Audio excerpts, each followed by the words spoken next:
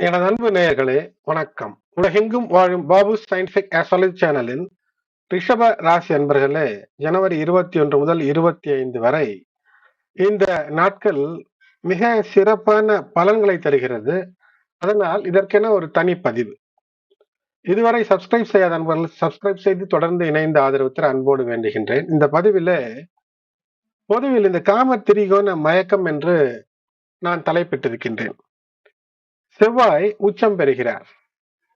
மிக முக்கியமாக இந்த நேரத்தில சாதித்து சாதனை படைக்கக்கூடிய அமைப்பை ரிஷபராசி அன்பர்களுக்கும் அற்புதமாய் அமைத்து தருகிறது கிரக நிலைகள்.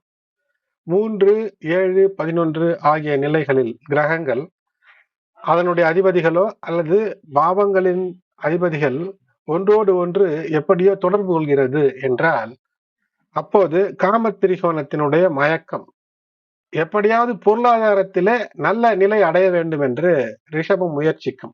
அந்த நிலையை எட்டி பிடிக்க இதுவரை எடுத்த முயற்சிகளிலே இப்போது ஒரு வெற்றி என்பது கிடைக்கும். ஏனென்றால் உக்கிரம் பெறக்கூடிய அந்த உச்ச செவ்வாயினுடைய அந்த அற்புத பலம் என்பது உங்களுடைய ராசிக்கு 9ஆம் நிலையில அமைகிறது. அதோடு மட்டுமல்லாமல் சூரியன், செவ்வாய், புதன், சுக்கிரன் இவையெல்லாம் உங்களுடைய ராசிநாதன் சுக்கிரனோடு இணைவது என்பது லட்சுமி கடாட்சத்தை தருகிறது. ஒரு நிபுண யோகத்தை இந்த வாரம் முழுக்க தருகிறது.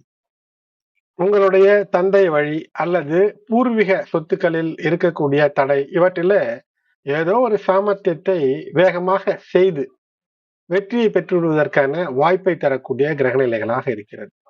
அது மட்டுமல்லாமல் சனி பகவான், செவ்வாய், புதன், சுக்கிரன் இணைவெல்லாம் ஒரு நல்ல சந்தோஷ நிலையை தரும். அது மட்டுமல்லாமல் உங்களுடைய ராசிக்கு 2ஆம் நிலையில வக்கரம் பெற்றிருக்கக்கூடிய குருவும் 11ஆம் இடத்துல நினைத்த லாபத்தை தரக்கூடிய நிலையில இருக்கக்கூடிய சனி பகவானும் தெம்பு தைரியத்தை தருவார்கள். கையிருப்பை உயர்த்தக்கூடிய, லாபமாய் எல்லா விஷயத்தையும் மாற்றிக்கொள்ளக்கூடிய தைரியத்தையும், அதே போல் ஒரு குசும்பு, கன்னிங், ஒரு சூழ்ச்சி, ஒரு தந்திரம் இவையையும் தந்துவிடும். ஆனால் இந்த சூழ்ச்சி தந்திரம் எல்லாம் மற்றவர்களுக்கு ஏதோ வராமல் உங்களுக்கு மட்டும் வரும்படியாக எந்த விஷயத்தையும் செய்து கொள்ளக்கூடாது. அதிலே சிக்கல் தரும். ஆகையினாலே உங்களுக்கு வர வேண்டிய விஷயத்திலே ஏதேனும் ஒரு தந்திரமாக உங்கள் பொருளை வாங்கிக் கொள்வது, நீண்ட நெடு நாட்களாக நீங்கள் பணம் கொடுத்து தங்கி தேங்கி நிற்கிறது தரவில்லை என்றால் ஏதோ ஒரு சாமர்த்தியம் செய்து அதை பெறுவது, இவையெல்லாம் மிகப்பெரிய வெற்றியை தரும். அது மட்டுமல்லாமல் புதன், சுக்கிரன் மற்றும் செவ்வாய் இணைந்து இருக்கக்கூடிய அந்த அமைப்பு என்பது உங்களுடைய விடாமுயற்சிக்கு நீங்கள் நினைத்ததை விட ஒரு அதிகப்படியான ஒரு விஸ்வரூப வெற்றியை தந்துவிடக்கூடிய அமைப்பு.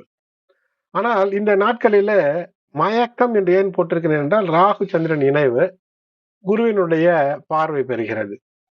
ராகு குரு இணைவும் இருக்கிறது. ஆகையினாலே இவையெல்லாம் ஏதோ ஒன்று ஆசைப்படுவது சரி, பேராசைப்படுவதோ இந்த காம குரோதங்களுக்குள் ஈடுபட்டு விடுவதோ என்பதை தவிர்த்து விட்டீர்கள் என்றால் நிச்சயமாக வெற்றியை பெறக்கூடிய அமைப்பு புதன் வியாழன் கிழமைகளில. சரி, அடுத்தது பார்க்க வேண்டும் என்றால் இந்த 25ஆம் தேதி வரை சனி பகவானோடு சந்திரன் இணைகிறார். சனி சந்திரன் இணைவு புணர்ப்பு, அந்த புணர்ப்பு தோஷம் அல்லது புணர்ப்பு யோகம் என்று இரு வகைகளிலே எடுத்துக்கொள்ளலாம். சற்று உங்களுடைய விஷயங்களிலே சிறிதளவு எல்லளவும் தவறான எண்ணமோ அல்ல சட்டத்திற்கு புறம்பான விஷயங்களோ இருந்தால் ஏதோ ஒரு சங்கடத்தை தரக்கூடிய நிலையாக இருக்கும். அதனால் இந்த சந்திரன் இருக்கக்கூடிய நிலை பார்க்கும்போது சற்று கவனமாக இருக்க வேண்டும். ஏனென்றால் சந்திரனுக்கு முன்பின் சந்திரன் இருக்கக்கூடிய நிலையில சனி பகவானோடு இணைந்திருந்து விட்டாலும் கூட சந்திரனுக்கு பின்னால் ராகு இருக்கிறார். ராகு இருப்பது அது மட்டுமல்லாமல் சந்திரனுக்கு அடுத்ததாக உங்களுடைய ராசிக்கு 11ஆம் நிலையில 12ஆம் நிலையில வேறு கிரகங்கள் இல்லாமல் இருக்கக்கூடிய அந்த அமைப்பு என்பது ஒரு கேம துரும யோகத்தை அமைத்து விடுகிறது. அதனால்தான் ஏதோ ஒரு மயங்கிய அல்லது யோசிக்காத நிலையில ஏதோ ஒன்று சிந்தை தடுமாறி ஏதோ ஒன்று பேசி விடுவதோ, லாபம் வரக்கூடிய நிலைகளிலே ஏதேனும் கெடுத்துக் கொள்வதோ இல்லாமல் வெற்றிக்கான வழிகளை மட்டுமே பார்க்க வேண்டும். செவ்வாய், சூரியன் இவையெல்லாம் இருக்கக்கூடிய நிலைகளை பார்க்கும்போது இந்த வாரத்திலே குழந்தைகளுக்கு நன்மையை தரக்கூடிய அமைப்பை ஏற்படுத்துகிறது. வெற்றி என்பது நிச்சயமாக வரும். முக்கிய நபர்களுடைய இணைவு என்பது சூரியன் சுக்கிரன் இணைவு, முக்கிய நபர்களுடைய இணைவின் மூலமாக ஒரு வெற்றி என்பது இருக்கும். ஆனால் இந்த சந்திரனும் சனியும் சேரக்கூடிய நேரம் இந்த வாரத்துல இந்த சனி, வெள்ளி, சனி, ஞாயிறுல நாம் கடமையை செய்வோம், நமக்கு வருவது வரட்டும் என்ற அந்த நிலைப்பாடு எடுக்கும்போது நிச்சயமாக மிகப்பெரிய வெற்றி நிலைகளை உருவாக்கிவிடக்கூடிய அமைப்பை இந்த கிரக நிலைகள் தந்துவிடும். கார்த்திகை 2, 3, 4ஆம் பாதத்திலே பிறந்திருக்கக்கூடிய ரிஷபராசி என்பர்களே, இதுவரை நீங்கள் நினைத்த வேலையில வெற்றி கிடைக்கவில்லை என்று வருத்தம் இருந்திருந்தால் அவை நீங்கும். உடல்நலம் சீராகக்கூடிய அமைப்பு என்பது இருக்கும். ரோகிணி நட்சத்திரத்துல பிறந்திருக்கக்கூடிய ரிஷபராசி அன்பர்களுக்கு இந்த வாரம் 11ஆம் இடத்துல இருக்கக்கூடிய சனி பகவானோடு சந்திரன் இணைகின்றார். அதனால் கடமையை செய்யும் போது, அதாவது நம் வேலைகளை நாம் சரியாக செய்து விட்டோம், நம் கடமை இது என்று தர்மத்தோடு செயல்படும் போது இல்லத்திலே சுபம் கூடும், சுப நிகழ்ச்சிகளுக்கு வழிவகை ஏற்படும், புதிய சொத்து வந்து சேரும், கைப்பணம் உயரக்கூடிய அமைப்பு என்பது இருக்கும். பயணங்கள் எல்லாம் இனிய பயணங்களாக அமையும். மிருக சிரிடம் 1, 2, இந்த மிருக சிரிடம் என்பது செவ்வாயினுடைய நட்சத்திரம். செவ்வாய் 9ஆம் இடத்திலே உச்சம் பெற்றிருக்கிறார். ஆகையினாலே சொத்து சார்ந்த விஷயங்களில இருக்கக்கூடிய பிரச்சனைகள் தீரும். ஆனால் அக்ரெசிவாக ஒரு இம்பல்சிவ் அக்ரெசிவ் பிஹேவியர் எல்லாம் இருந்தால், எடுத்தோம் கவிழ்த்தோம் என்றெல்லாம் நீங்கள் சிந்தித்து செயல்பட்டீர்கள் என்றால் அப்போது சிக்கல் இல்லை என்றால் வெற்றி என்பது இருக்கும். இருந்தாலும் வாகன பயணங்களில சற்று கூடுதல் கவனம். எதையுமே ஒரு உற்சாக நிலை என்பது சரி, அதிகப்படியான உற்சாகம் என்பது உடல் நலத்திற்கு ஆகாது.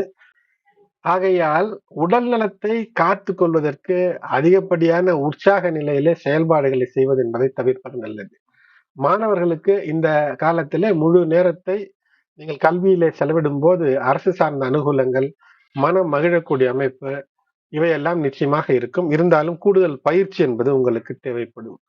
உங்களுடைய அதிகாரிகள் அல்லது முதலாளிகள், வீட்டிலே மூத்தோர் இவர்களோடு முரண்படாமல் இருப்பது சிறப்பை ஏற்படுத்தும். உறுப்பினர்கள், குடும்ப உறுப்பினர்களிடையே உங்களோடு வேலை செய்யக்கூடிய சக உறுப்பினர்களோடு, ஊழியர்களோடு சந்தேக மனப்பான்மை, சந்தேக கண்ணோடு எதையும் பார்ப்பது என்றால் அதற்கு இது ஏற்ற வாரமும் அல்ல, அது சரியும் வராது. ஏதோ ஒரு விதமான மன அழுத்தத்தில் இருந்தீர்கள் என்றால் அந்த விஷயத்தை சார்ந்து சரியான ஆலோசனை, உங்களுடைய உற்றார் உறவினர், நண்பர்கள் அல்லது உங்களுடைய நலம் விரும்பிகளிடம் ஆலோசனை கேட்பது நல்ல ஒரு அமைப்பை ஏற்படுத்தும், வெற்றிக்கான வழியை தரும். கடந்த காலத்திலே உங்களுக்கு ஏது ஒன்று வேண்டும் என்று செய்த முயற்சி என்பது இப்போது வெற்றியாய் மாறும். இஷ்டதெய்வ குலதெய்வ வழிபாடு வியாழன் வெள்ளிக்கிழமைகளிலே இல்லங்களுக்கு அருகிலே இருக்கக்கூடிய சிவாலயங்கள், பெருமாள் கோயில்களுக்கு சென்று வழிபாடு செய்வது வெற்றியை தரும். அடுத்து புதன்கிழமை தை 7 ஜனவரி 21 2:47 AM வரை திருதியை, பின்னர் சதுர்த்தி. அவிட்ட நட்சத்திரம் 1:58 PM வரை, பிறகு சதயம். பகல் 1:58 வரை பிரபல அரிஷ்ட யோகம், அதன் பின்னர் சித்த யோகம். எதிபாத ஸ்ரார்த்தம். பகல் 2 மணிக்கு மேல் சுபகாரியங்கள் செய்ய தடை இல்லை. அடுத்தது வியாழக்கிழமை தை 8 ஜனவரி 22 2:28 AM வரை சதுர்த்தி, பின்னர் பஞ்சமி. சதயம் நட்சத்திரம் 2:26 PM வரை, பிறகு பூரட்டாதி. மதியம் 2:26 வரை மரண யோகம், அதன் பின்னர் சித்த யோகம். தனிய நாள், சுபகாரியங்கள் செய்ய கூடாத நாளாக அமைகிறது. பகல் 3 மணி வரை செய்யக்கூடாது, அதன் பின்னர் செய்யலாம். மாத சதுர்த்தி, தில சதுர்த்தி, எள் அன்னம் செய்து இன்று இறைவனை வழிபட்டு நீங்களும் சாப்பிடுவதற்கு ஏற்ற நாள். நாகதோஷ பரிகாரங்கள் செய்ய ஏற்ற நாள். வரகுந்த ஜெயந்தி. வரகுந்த என்றால் அது ஒரு பூ, உங்களுக்கு தெரிந்த மல்லிகை பூ. ஆகையினால் வரகுந்த சதுர்த்தி, மல்லிகை வைத்து இறைவனை வேண்டுவது, விநாயகர், பெருமாள், உங்களுக்கு பிடித்த தெய்வங்களை வேண்டுவதன் மூலமாக நருள் அருள் பெறக்கூடிய அமைப்பு. அடுத்தது வெள்ளிக்கிழமை தை 9 ஜனவரி 23 1:46 AM வரை பஞ்சமி, அதன் பின்னர் சஷ்டி. பூரட்டாதி நட்சத்திரம் 2:32 PM வரை, பிறகு உத்திரட்டாதி. நாள் முழுவதும் 60 நாழிகைகளும் சித்த யோகம். வசந்த பஞ்சமி. மாக மாத வளர்பிறை மிக மிக சிறப்பானது. திருமணமாகாத ஆண் பெண்கள் பூஜை செய்வதன் மூலமாக விரைவிலே திருமணம் கைகூடக்கூடிய அமைப்பு. குறிப்பாக ரதி மன்மத பூஜை செய்வது வெற்றியை தரும். கலத்திர தோஷங்களுக்கான பரிகாரம் செய்ய ஏற்ற நாள். கலசம் வைத்து அல்லது ரதி மன்மத சிலைகள் உள்ள கோயில்களுக்கு சென்று பூஜை செய்வது வெற்றியை ஏற்படுத்தி தரும். திருமண பந்தம் என்பது விரைவிலே ஏற்படும். பூரட்டாதி நட்சத்திர தினம், அதனால் தோஷ பரிகாரங்கள் செய்ய மிக ஏற்ற நாள். அடுத்தது சனிக்கிழமை தை 10 ஜனவரி 24 12:40 AM வரை சஷ்டி, அதன் பின்னர் சப்தமி. உத்திரட்டாதி நட்சத்திரம் 2:15 PM வரை, பிறகு ரேவதி. 2:15 வரை சித்த யோகம், அதன் பின்னர் பிரபல அரிஷ்ட யோகம். சஷ்டி விரதம், முருகனுக்கான வழிபாடு செய்ய இது மிக மிக ஏற்ற நாளாக இருக்கிறது. செவ்வாய் உச்சம் பெற்றிருக்கக்கூடிய காலத்துல அனைவரும் முருகனுக்கான வழிபாடு செய்வது மிகப்பெரிய ஏற்றங்களையும் முன்னேற்றத்தையும் தரும். உத்திரட்டாதி நட்சத்திரம் காமதேனு பூஜை செய்ய ஏற்ற நாளாகவும், பசுவிற்கு உங்களுடைய கரங்களால் தீவனம் தருவதற்கு மிக ஏற்ற நாளாகவும், இதனால் புண்ணியங்கள் சேரும் என்று நம் முன்னோர்கள் சொல்லி வைத்திருக்கிறார்கள். அடுத்தது ஞாயிற்றுக்கிழமை தை 11 ஜனவரி 25 11:10 PM வரை சப்தமி, அதன் பின்னர் அஷ்டமி. ரேவதி நட்சத்திரம் 1:35 PM வரை, பிறகு அஸ்வினி. 1:35 வரை அமிர்த யோகம், அதன் பின்னர் பிரபல அரிஷ்ட யோகம்.